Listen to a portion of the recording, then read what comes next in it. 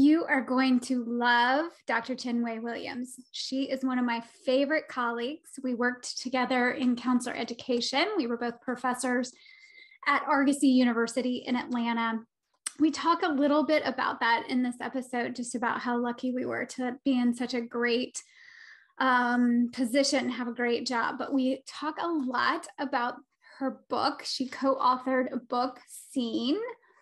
So we talk a lot about healing despair, which is a lot of what's in the book Seen, and about connection and our way out of feeling such deep despair as being truly connected. So I also ask her what she thinks about the soul. Where is it? What is it? And of course, I then talk to her about what nourishes her soul, since she is a person who gives back to her community, to her family, and of course, in her career. So I hope you enjoy this episode as much as I enjoyed talking with my dear friend, Chinwe. But you look beautiful as always. It's so good to see you. So good to see you. Likewise. Yeah. And I want to doing this finally.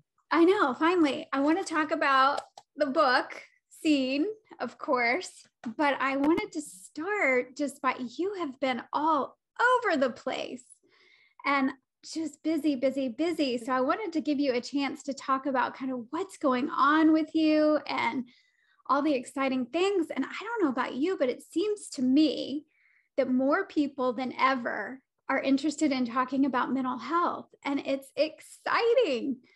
So, and it's exciting to see you all over the place. So yeah. Yes. Well, of course. And so thanks for sharing that. So I'll just share really briefly that you and I had a wonderful experience together. You were one of my favorite colleagues at a graduate counseling department that we both worked at for many, many years. I think I logged maybe 9 years, which is like crazy to me because it just went by so fast. And it was a great experience. And then it was gone all of a sudden. And in the beginning, when Argosy University closed its doors, I talked about it as registering for me and for so many students and staff as a trauma. Yes. And even though we saw some of the signs, on the wall or whatever, it kind of still felt like the rug was being pulled out from under our feet. Did you feel that way too? Absolutely. I mean, yes, we saw signs, but we were also told, no, it's going to be fine. We're going to get this all taken care of. You're still, and then, so it felt very abrupt when it finally closed. It felt abrupt. It felt scary. Students were wondering about credits and transfer, and schools and several staff and teachers didn't get paychecks for a really long time. Some never did. So it was a lot. It was a lot. And yeah, you were absolutely one of my favorite colleagues ever. So, and we had a great department. We had a great gig. It was just wonderful. Our students were amazing. And I feel so lucky that I got to do exactly what I love to do, show up and was allowed for a long time to teach the way I love to teach. So we were lucky. We were so lucky, 100%. And it just, it went away, and then we had to kind of figure it out. I mean, at the time I had a private practice that I was working at part-time. And so that was sort of the easy pivot, right? It's like, okay, I'm not teaching full-time anymore. All right, Chinwe, what are you going to do? And so I leaned into that and kind of beefed up my private practice. And so this was right before the pandemic. And then of course the pandemic hit. I was running a full practice at that time and started to do some consulting. I had been doing some consulting when we were both at Argosy. It started to increase. And then when the pandemic hit, as you mentioned, everybody wanted to talk to a therapist with good reason, because we were all sort of freaking out. Yes. So yeah, So And that then, kind of started my journey. Yeah, go ahead. yeah. And well, I just want to hear what's on your heart right now. Like, what are you seeing? Like, what's really speaking to you and your soul right now? There's like so much, Kelly, and I thought about this before we jumped on. There's so much. So I'm living in the world of parenting right now, Yes. which is interesting because I did not start off with parenting as a specialty. You, of course, being a play therapist. Yeah.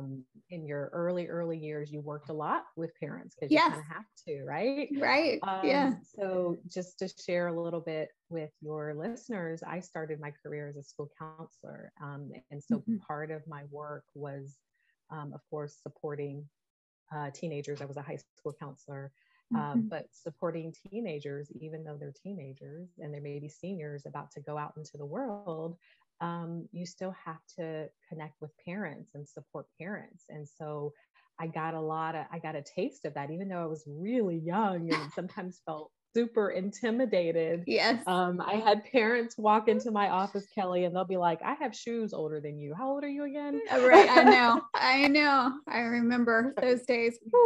Yeah. Starting off so young, full of energy and passion about changing the world and helping kids and students. But that involved, obviously working with parents. And so I got a taste of that. And just kind of that continued. I do work a lot with women, and I'm very passionate with my, with my work doing trauma work with women. So I do consider myself also a women's mental health, therapist. But in the last few years, with everything that's been going on with the pandemic, I went back to my roots. I've always seen adolescents and young adults and college students. That was also my jam. And I also saw that they were the ones that were being affected by everything that was going on in the world, including the pandemic. And so that's kind of what's been lighting me up is, working with adolescents and kids, but also the people that love them, and trying to equip the caregivers, the family members, the teachers, and even some, school counselors with just ways to kind of connect with kids who are hurting. Yes, which is amazing. So you're just, all over the place. And I reread Seen. So when I first got it, because as soon as it came out, I got it. And I don't think I was having a lot of parenting things go on. I think things might have been kind of smooth when your book came out with my kids. And then this time I was rereading it just to, freshen up some of my questions. And I remember reading about despair. I thought the book really covers, it's very practical, which I like, because my roots, you're right, are in play therapy and parenting. Parenting ed was kind of my jam for a long time before I even had kids, right? So that was why it was so strange to be helping parents that they absolutely were like, now wait, how old are you? Right. So I was reading. So I think the book is very practical. And the first time I read it, I thought it was great. And I took a few things and it resonated with me. This time I feel like it went a little deeper, because I've had some sadness around my own parenting. And I felt like the book was really helpful and hopeful. That is the thing. It gives you lots of practical things to think about, but it is also just full of hope. And I think that I thought we might just talk about hope and kind of where we are and how that might be helpful for people at this juncture in our world. Yeah, so I'm so glad. Thank you so much for taking the time to read it. Kelli, that is honestly the only reason that I would agree to even write about a book about depression. And of course, we more so go into despair, and I can even talk about why we chose to do that. Sure. But I'm just the type of person that, and I don't know if you would attest to this, but I try to have a smile on my face. I try to see the glass as like, half full. I try to be optimistic. That does not mean that I don't have my days where I'm, gloomy or feeling discouraged. Everybody does, including me. And I have certainly seen my share of even despair. But in writing this book, it was so important to offer parents not just, and we do talk about the stats, we talk about the realities that are harsh. We talk about the reason for the book, right? Our youth, kids and teenagers are facing the biggest mental health crisis in history. And that doesn't mean that every single parent is going to have that challenge at the time, when everybody else seems to be challenged. Like you said, for a lot of people, the pandemic was like a time of calm and peace. Right. Right. In the beginning, we were taking walks and my kids built a garden in the back or created a garden, and we were hanging out and looking at nature preserve. Like, were you guys hanging out too? Yeah. Well, mine were a little older than yours. So it was, but yes, there was more time together. There was a lot of peace at first. Some scary, but yeah. And then not so much after a while. Right. Right. And see, that's the thing. So, everybody wasn't experiencing sort of, mental health meltdowns, but just as a collective, especially for adolescents who weren't connected in a way that we know that is optimal for their development, there was a lot. And so we know that the realities were what they were, but for me, I really wanted to offer parents and caregivers and teachers a book that offered hope, and that was very, very, very practical, because we're also really, really busy. So it's also 2 hours, and people don't need a whole lot of theory. They just needed to just know what to do to help the people that they love.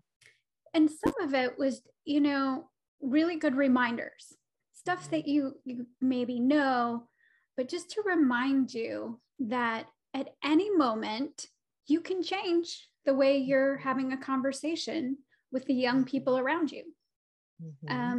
You can change up your language. If you're not happy with the way things are looking, there's always an opportunity to change that. And I thought that was helpful. Yeah, I love that you mentioned that, because a lot of what we've been hearing, especially from educators and counselors who, like you said, they know a lot of this stuff. Like, for some parents, it might be new. It seems so simple, but let's face it, Kelli, things that are simple aren't always easy, right? But they're reminders. But what we're hearing from educators and counselors is that it feels like communication 101. Right. Yeah, it feels like, okay, these are reminders of how we can communicate from a regulated system, from a place of calm, even when our child or our loved one isn't calm or they're completely dysregulated. How can we engage in effective and successful communication? And so, Will and I, who's my co-author, my co-writer, he says that all the time when we do trainings for teachers, that, and sometimes he'll do them solo, he'll call me and say, yeah, this is really a communications book, Chinwe. And I'm like, yeah, in a lot of ways it is. And it's interesting that is where we are, because when we first started talking about going back to our roots, and that these are these roots of communication, that we would need that in a time when we're all been shoved together in our houses. And it's just interesting to me. Yes, shoved together in our houses, and in some cases, in a lot of cases, further apart from other family members that help to bring calm and stability to our household, and also further away from typical supports. Like, if you went to a yoga class with a group of 15 women, you weren't able to do that. If your kids had a sport that provided an outlet, they weren't able to do that, right?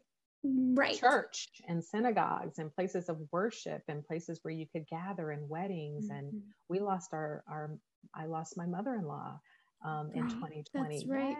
Yes.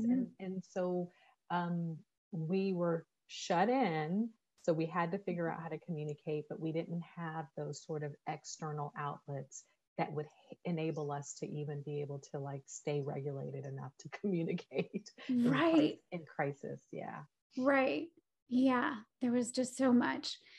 Yeah. And so is there anything else you want to say about despair and why you specifically targeted despair in the book?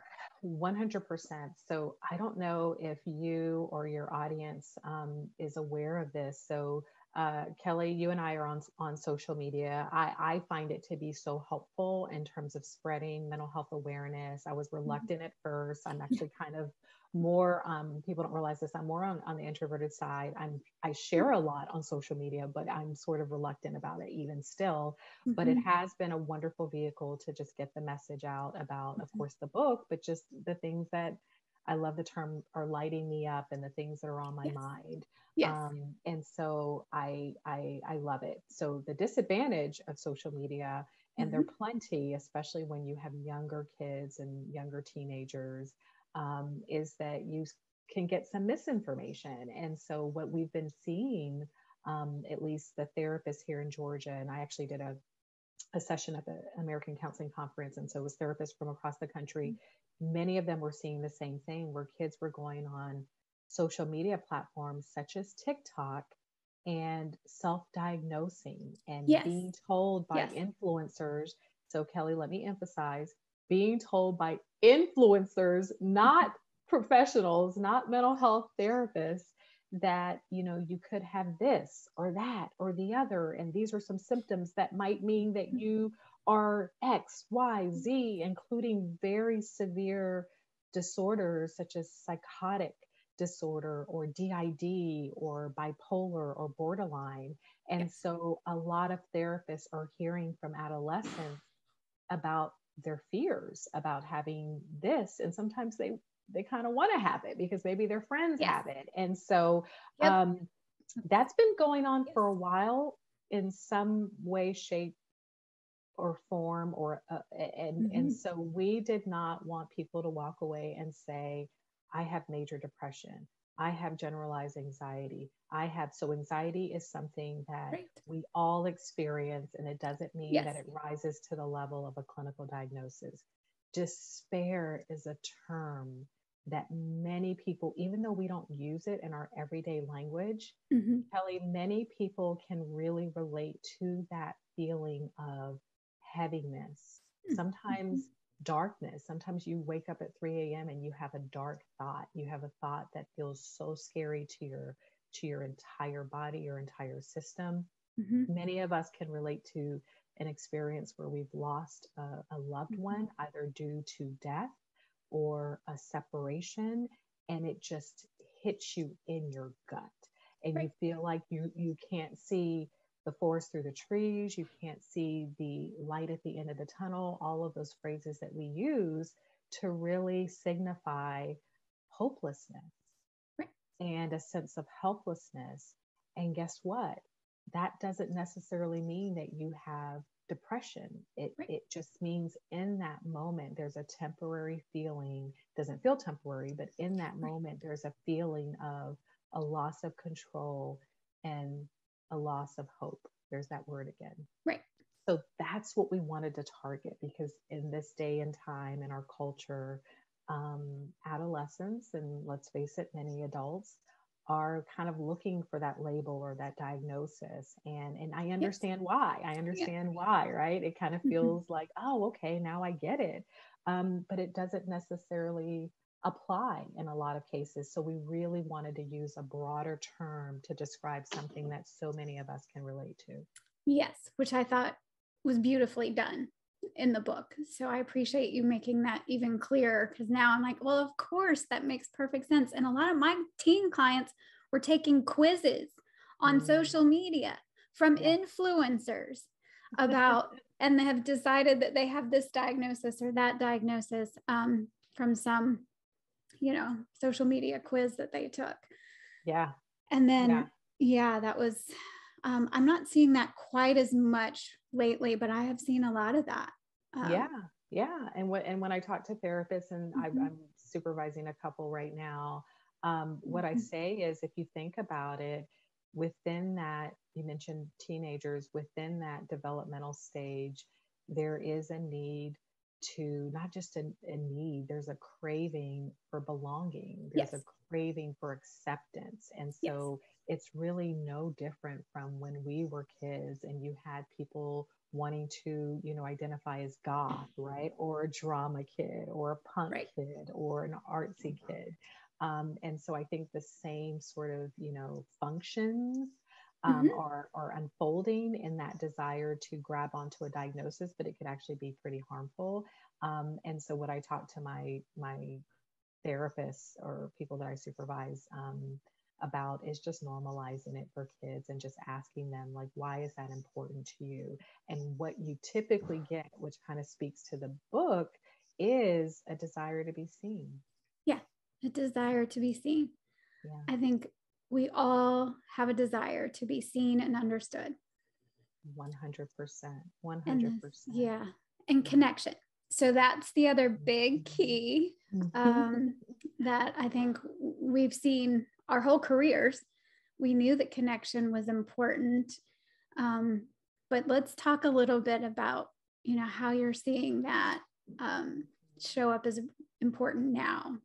Yeah. So again, I think we all have sort of this hard wiring to be seen and heard and to find connection. I do believe that in my core, obviously, as an attachment therapist, as a therapist that appreciates, the system. And for anybody that's listening that doesn't understand systems theory, just basically the way that we're all connected, especially to the people that we love, and how that influences us, and how one person can influence the entire family system and vice versa. So that connection is so key. And so most of the content within the book is based on attachment science, and it's also based on neuroscience. And so regarding connection, a lot of times the teenagers that I see, gosh, the adult women that I work with too, when you really, of course there, and there's sometimes, very much so organic things going on. There's very much so where your brain just isn't working properly because of X, Y, or Z. And sometimes there's a genetic thing. Sometimes there's learned behavior. I often see, and maybe it's because the lens from which I'm sort of even viewing the issue, but in my clients, I see a lack of connection, either to their partners, their spouses, their kids, their bosses. They don't feel seen. They don't feel fully understood, and they absolutely don't feel accepted. And so when we talk about, connecting with kids, I really highlight the power of connection. And you and I know the term attunement, right? I don't just know that you're there. Right. I see you, and I don't just see you. I want to hear you, because in order to see someone, you have to hear them. You have to have a desire to understand them. And so psychologists call this attunement. So attunement is deep connection. And so how do we attune? How do we become more, Will and I like the word in sync. We almost call the book something in sync. And then we're like, no, they're going to think of the boy band. Well, it's like, no, we're not going to do Backstreet. We're not going to do New Edition. We're not going to do in sync. Okay. All right. Yeah. But right. I got you. Yeah. But isn't that what we all desire is to be understood, to be felt, to be seen. And then when you, as a parent or as a spouse, my goodness, when you respond to that, I'm almost getting goosebumps right now. Yeah. Because I feel that on the other side. My husband said something to me 2 days ago, and I was like, oh my gosh, like I really feel seen. And we've known each other almost 20 years. Right. And he does see me, but in those, we call it like those micro interactions, Kelli. Yes. When someone says something and you feel like, oh my goodness, they get me. That's an intuitive thing that happens with your best friend, or like if you're super close to like your second child.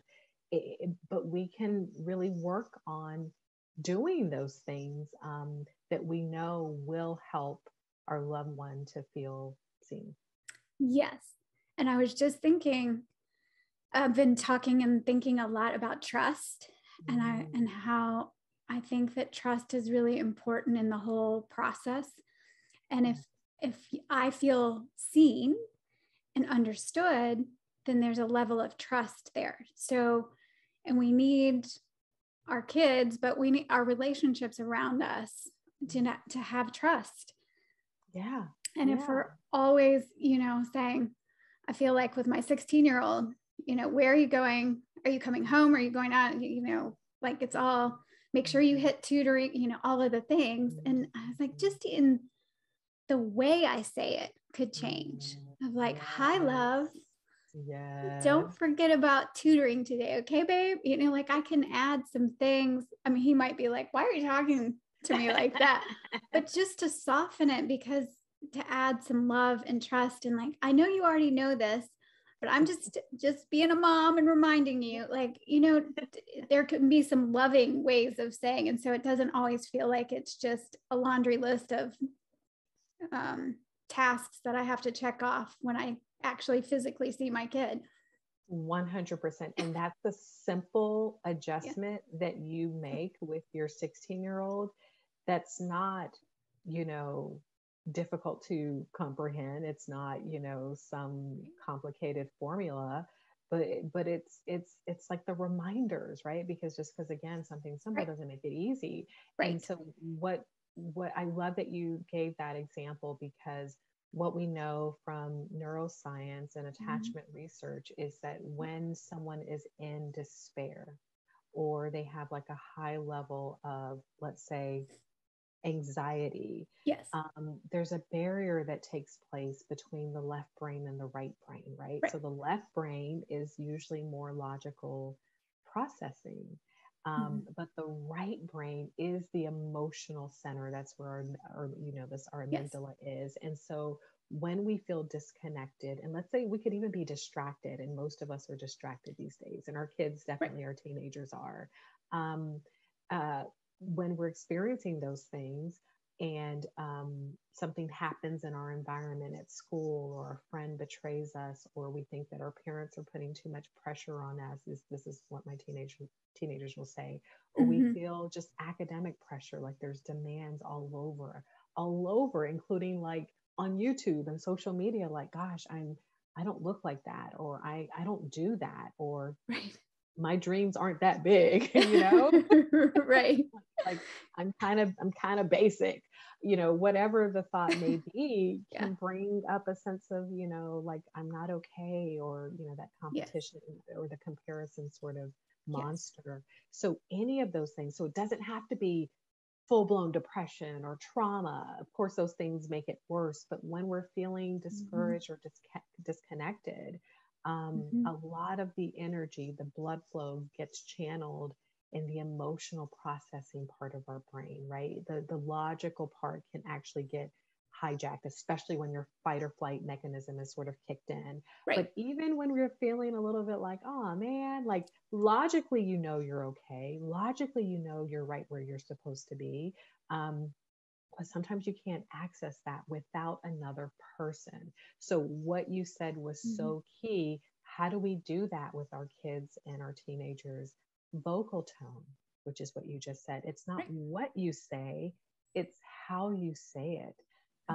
My 6-year-old the other day said, could you say that again? I'm trying to remember what I said to him. We were on spring break. We went to Florida, right by probably your house. And I said something like what we talked about, don't forget to, pick up your shoes, Noah. And I said it like that, like distracted. I wasn't even looking at him, and I certainly wasn't upset. And he kind of had a reaction. He was like, Mommy, could you say that again? And I go, what did I say? And he goes, could you say that again? And I go, okay, baby, could you pick up your shoes? And he goes, that's better. And at 6, right? It's like the little subtleties in our vocal tone. And then sometimes if I'm not looking at him, he feels a little dysregulated. But when I look And, you know, Mhm. I have younger kids, you know, when I look at him and sometimes even get down to his level, even when I'm Yes. reprimanding or correcting or guiding or doing the whole parenting dance, where I really need him to listen to what I'm saying, instead of Mhm. sort of yelling from the next room Right. or even saying something from the next room, turning to him. And with boys, I've learned it's really important to put your hand on some part of their body that helps to kind of help them to attend to what you're saying. Yeah. And when they were really younger, when they were much younger, I would get on their level. Yes. I still do that occasionally. That Mhm. is a way to build connection and attunement. And so this is Mhm. just sort of everyday parenting, you know, interactions. But if you think of a child, and yes, even at 6, I am Yes. seeing so much despair, much more than I ever have in my career with younger kids. So even at Yeah. 6, those things really do make a difference. Make a difference. I know. And it's the same stuff 25 years ago in play therapy, where I learned, your knees follow the child. You want to really attend to the child so that if the child is busy and looks up, they see that you're right there paying attention to them. So we Mhm. taught all that to parents. That was the first part of my career.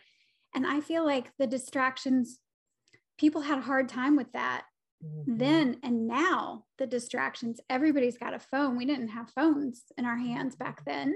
Mhm. And so I think it's possible though. It just takes a Mhm. little more conscious effort.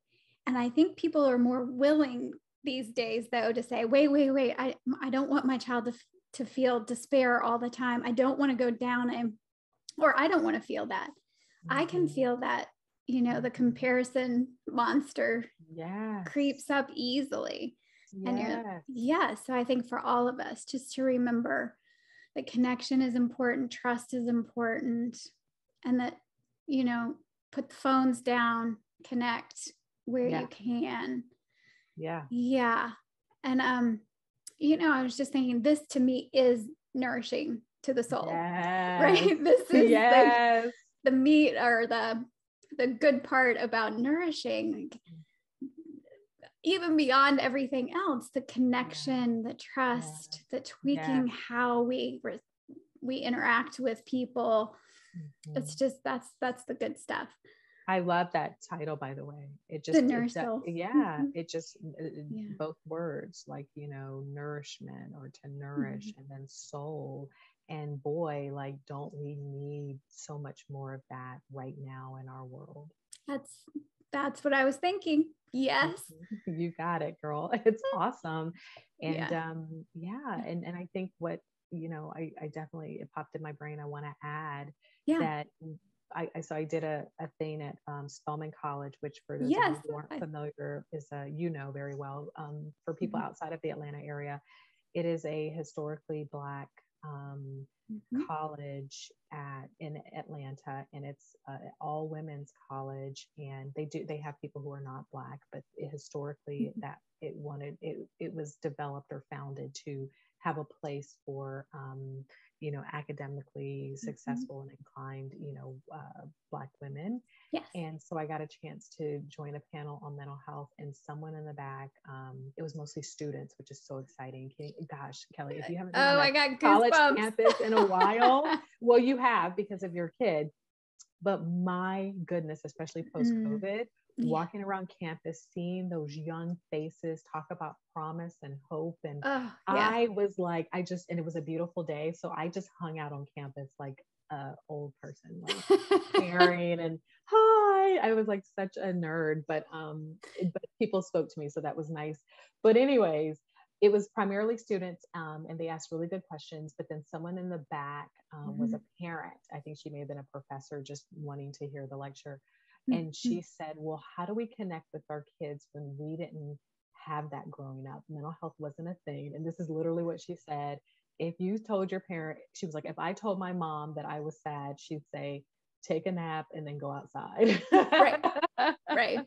Right. Yeah. And No. I Right. remember I would feel something about school. I don't know if you've ever had this, something similar, Kelli, but I remember I would feel nervousness about a test or like a social situation or a friend group, like there was some conflict in a friend group in middle all school. the time. Yeah. And all the time in middle school.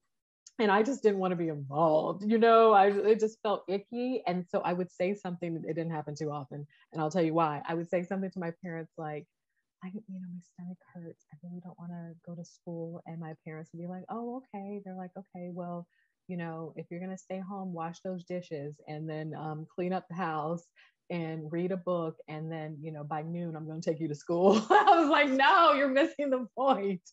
No one said, hey, why? What's going on? Yeah. What's going on? Which is a better question, right? But parents don't know not to ask why questions like, how come? Like, what's happening? What's going on? And right. And so, but now, like you said, more parents are much more interested in figuring out how to address mental health. They still don't feel super equipped. It still feels scary. Right. We're therapists and it still feels, we're trained and it can still feel scary, but it's nourishing. So I love that you said that. Yeah. And I just popped in my head, sometimes the fear, if I can just get out of because when I drop into the place of fear with my own children, I get in a weird, I speak differently. I feel like I'm harsher, like somehow I've got to like make sure that it's just strange. What happens when we're arrested by fear? Well, it's the fight or flight response, right? It's that hijacking of what we've learned, what we know. Sometimes on stage, when I'm talking to large parents, just to let them know that I am not perfect, I'll say, I said this to my kid like yesterday, and my kid was like, "You wrote a parenting book?" Oh, I remember. Yeah. Right. You're a therapist, right? Right. Yeah. Because it doesn't matter. And I have friends who are pediatricians. I have friends who have won the Teacher of the Year award. Like, we're parents, and like in those moments, fear takes over and logical processing gets diminished, or sometimes we're just processing too much about what could go wrong and their success and what success looks like, and them being the best versions of themselves in the future, and who they're going to marry and what they're going to do with their life. And it's way too much. And that takes us out of being present. Yeah. And I think for the lady in the back at Spelman, it's just, it's even more important to just navigate this when you haven't experienced yourself, to just practice things, right? Yes. Just be okay with screwing it all up and trying again, and just try. Kelli, I love that you just said that, because another panel member who was like a researcher at Emory, and I thought she was going to come from like sort of like a more heady, intellectual way to respond. I said a couple things to the woman, and she said something that really stood out to me, and you said something similar. She said, and sometimes if we weren't parented in that way, sometimes we don't even want to give it to our kids. And it's like on a subconscious level, right? And then when you do your work, you do your journaling, you go to therapy, or you do the moms group, you discover that there might even be some baggage there from the way that you were parented that didn't feel good. And so you're modeling that, you're kind of repeating that, but it didn't feel good to you, and so she talked about just, looking inward. And I love that so much, because if you didn't get it, even more so, you want to look into that, like how is that reflected in your life? Or there's some things that you didn't get that you really needed. And how do you want to parent differently, right? Yeah. And how do you want to nourish yourself now? Like we might have, that was really rough to realize that, if you had some parenting stuff that wasn't great, to reparent, you've got to parent yourself. Like, but to nourish, I just like the term nourishing. So I guess I wanted to just ask you, like, what is the soul to you? Like, what is the soul? Where is the soul? Wow. That's such a big question that I did not prepare for. And Okay, well, we don't no, no, no, just no. see This what is a pops up. challenge. Yeah. No, I love that. I love that you didn't give me this ahead of time, because this is actually a muscle that I've been trying to develop, Kelly, Mhm. like being in academia, we Yes. preach preparation and all that kind of stuff. But in this world that I've been in lately, it really is more about being spontaneous. And that's actually Oh, been a right. learning curve for me, by the way. Like that's something that I have had to, work on. So I love this question.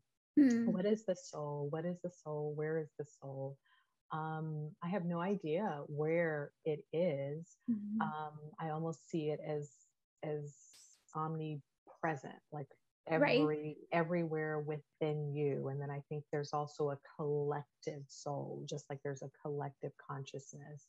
And what is the soul? I think the soul encompasses your mind, your ability to think and to understand and to process. I think it also encompasses your emotions, your ability to feel and be attuned and connected. And also, I think it's personality. And so Mhm. that's kind of, and some of that thinking as I'm talking, it's coming up for me now, probably is reflective um, of my foundation in Christianity. I consider myself a Jesus follower, not someone that is trying to tell people they're wrong, or tell people where to Right. how they're supposed to believe. But for me, my personal uh, faith is so Mhm. important. And so I think the question about soul, I can't help but to respond from sort of Mhm. like my faith tradition. And so I think the soul is your mind, your emotions, your will, Mm. which is behavior, which is often driven by personality. Nice. Okay. How did I do? Awesome, as always. But I also, you are somebody who really gives a lot. Like you are very loving and giving. I know from working with you that you're loving and giving to the people around you.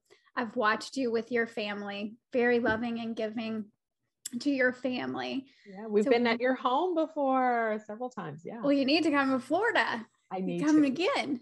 Seriously. As I haven't seen the boys, would love to see the boys. So, how do you nourish your soul? Mm. What feels nourishing and fills you up so that you can give to so many other people?